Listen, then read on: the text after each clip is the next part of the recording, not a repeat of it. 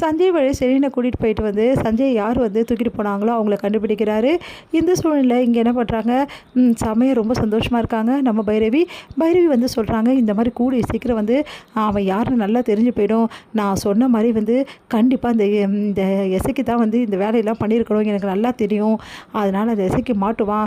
நான் சீக்கிரமாகவே வந்து காயத்ரிக்கு நல்லபடியாக வாழ்க்கையை அமைச்சு கொடுப்பேன் அப்படின்னு சொல்லிட்டு பேசிகிட்டு இருக்காங்க. இதையெல்லாம் கேட்ட எசைக்கு செமையாக டென்ஷன் ஆயிடுச்சு. இப்படி நடந்துருச்சு அப்படின்னு சொல்லிட்டு கண்டிப்பாக கண்டுபிடிக்கக்கூடாது அப்படின்னு சொல்லிட்டு யோசிச்சுட்ருக்காங்க. இந்த விஷயத்த வந்து 2 பேரும் பேசிக்கிறாங்க, மகாவும் இசைக்கும். அதெல்லாம் நடக்காதுடா, நீ கவலைப்படாத, காயத்ரி எப்போவுமே உனக்கு தான், அது எக்காரணம் கூட மாறவே மாறாது. அப்படிலாம் இவங்க வந்து உன் மேலே தப்பு இருக்குன்னு நிரூபித்தா கூட காயத்ரி உன்னை பிரிக்கிறதுக்கு நான் விட மாட்டேன். அதுக்கு என்ன பண்ணணும்னு இந்த அக்காவுக்கு தெரியும்டா அப்படி சொல்லிட்டு மகா வந்து சொல்லிட்டு இருக்காங்க. இங்கே வந்து என்ன பண்ணுறாங்க, எல்லா இடமும் சுற்றி பார்க்குற சிவாவும் சிந்துவும் வந்து ஒரு மலை உச்சிக்கு போகிறாங்க. அங்கே வந்து சிந்து என்ன பண்ணுறாங்க, இந்த மாதிரி இங்கேருந்து நான் விழுந்துட்டேன் என்ன ஆகும் டாக்டரே அப்படி சொல்லிட்டு கேட்குறாங்க. ஒன்றும் ஆகாது, நீ விழவும் மாட்டேன், சும்மா வந்து சொல்லிட்டு இருக்காது சிந்து அப்படி சொல்கிறாரு. டாக்டரே நான் நிஜமாகவே விழுந்துடுவேன் சொல்லிட்டு வேணும்னே வந்து விழுற மாதிரி பண்ணுறாங்க. விழுந்துருவேன்னு சொல்லிட்டு இங்கே இருக்க அப்படி சொல்லிட்டு சிரிக்கிறாரு. உடனே வந்து சும்மா வந்து தொல்லை கொடுக்காத சிந்து அப்படி சொல்லிட்டு இருக்கும்போது ஃபோன் வருது. சரி ஃபோன் பேசிட்டு வரேன்னு போகிறாரு.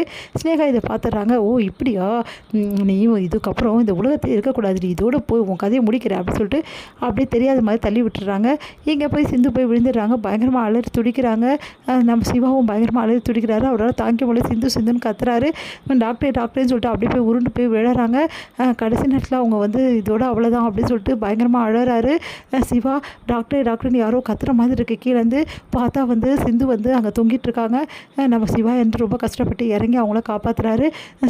சிவா பார்த்துட்டோன்னே சிந்து வந்து அப்படியே கட்டி பிடிச்சி அழறாங்க. சிவாவும் சிந்து உனக்கு ஒன்றும் இல்லை அப்படின்னு சொல்லிட்டு மனசு கஷ்டப்படுறாரு, அழறாரு. ஏன் சிந்து இப்படி பண்ண? இல்லை டாக்டர், நான் எதுவுமே பண்ணலை, எல்லாமே வந்து என்னை யாரோ தள்ளி விட்டாங்க டாக்டர். என்னது தள்ளி விட்டாங்களா? ஆமாம் டாக்டர், நல்லா பிடிச்சி தள்ளி விட்டாங்க, அது யாருன்னு தான் எனக்கு தெரியல அப்படின்னு சொல்லிட்டு அழறாங்க. யாராக இருக்கும் அப்படின்னு சொன்னோன்னா உடனே ஸ்னேகா வந்து பார்க்குறாங்க. சே, இவ எப்படி போய் சேர்ந்துருவானா, காப்பாற்றிட்டானே அப்படின்னு சொல்லிட்டு டென்ஷன் ஆகுறாங்க. யார் உன்னை பிடிச்சி தள்ளி விட்டுருப்பா? அதுதான் டாக்டர் எனக்கும் தெரியல அப்படின்னு யோசிக்கிறார் சிவா.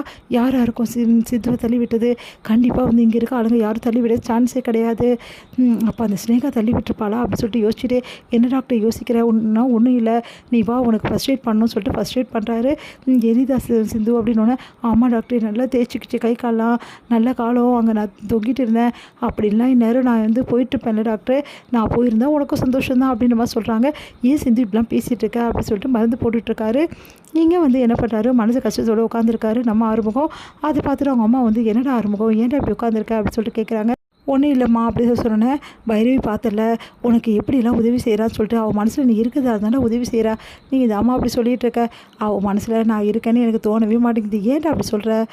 நான் எது கொடுத்தாலும் வேணான்றா, ஒரு கிஃப்ட் கொடுத்தாலும் வாங்க மாட்டேங்கிறா, அவள் மனசில் நான் எங்கே இருக்கேன்? அதெல்லாம் கிடையாதுற, ஒரு பொண்ணுக்கும் ஒன்று பிடிக்கும்.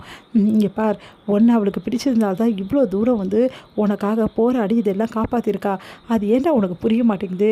நான் சொல்கிறத கேளு, எல்லா பொண்ணுக்கும் எல்லாம் பிடிக்கும்னு கிடையாது. நீ பைரவிக்கு தொடர்ந்து வந்து எப்படியாவது வந்து அவள் மனசில் இடம் பிடிக்க பாரு ஆறுமுகம், அப்போ தான் வேலைக்காகும்.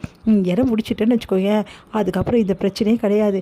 இப்போவே வந்து அவள் மனசில் நீ தாண்டா இருக்க, ஆனால் வெளியே சொல்ல மாட்டேங்கிறா, அந்த வெளியே சொல்ல வைக்கிற வேலையும் நீ தான் செய்யணும் அப்படின்றாங்க.